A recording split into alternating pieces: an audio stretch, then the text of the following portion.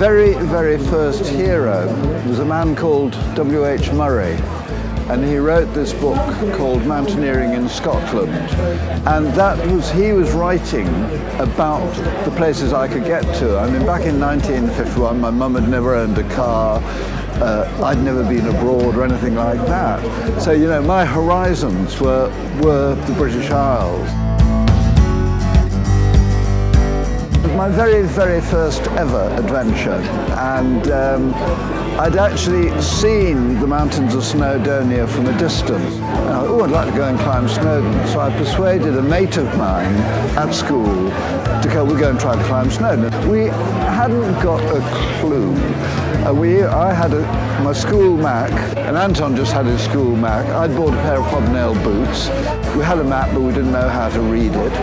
And it was all covered in snow. It was a very hard winter, and there were a couple of guys who had ice axes, so we thought they must know what they're all about. So we followed them up the pig track, which was all covered in snow, and we caught an avalanche, and we were avalanched off, and we were swept down 200 or 300 feet, and fortunately got out of it. And then our experts whom we'd followed turned back, so we did. And we got back to the youth hostel, and that night, well, the next morning, Anton hitchhiked back to London, never to go into the mountains again. And I was hooked, absolutely hooked. Well, I think in a way, if you are an adventurer, and if you're a climber, you are actually attracted by the element of risk in it. Adventure is all about an uncertain outcome and, yeah, an element of risk, and the fact, you know, in climbing, you know, if you make a big mistake, you could die. But it's not a death-wishing kind of activity, but that thrill of risk is an intrinsic part of climbing. It's a whole mixture of things. Obviously, if you set out to climb a mountain, you want to get to the top of it. But it's in actual fact, the important thing is not so much just the achievement of the summit. It's actually the journey you've made to try to get to that summit.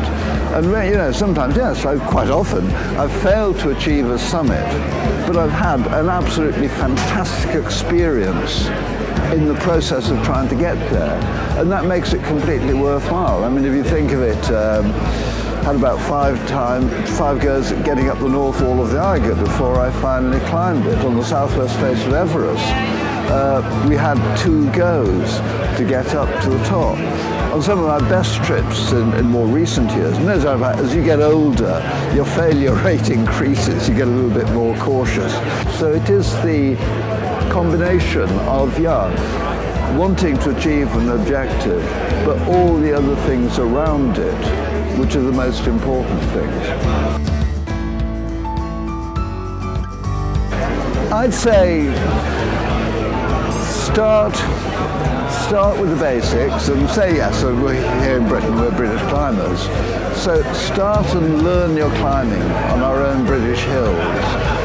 Go and, if you haven't got a friend who already climbs, go and do a course, but as quickly as you possibly can, get climbing with your own peer group so that you, having learnt the basics, then you're on a journey of discovery for yourself and your own peers. And it doesn't, you know, some people might develop into and go on into being a Leo Houlding. Other people would be very happy to just be casual kind of weekend climbers. Doesn't matter. It's actually pursuing, learning the trade, learning your craft, learning the thing you love doing, and then just go for it.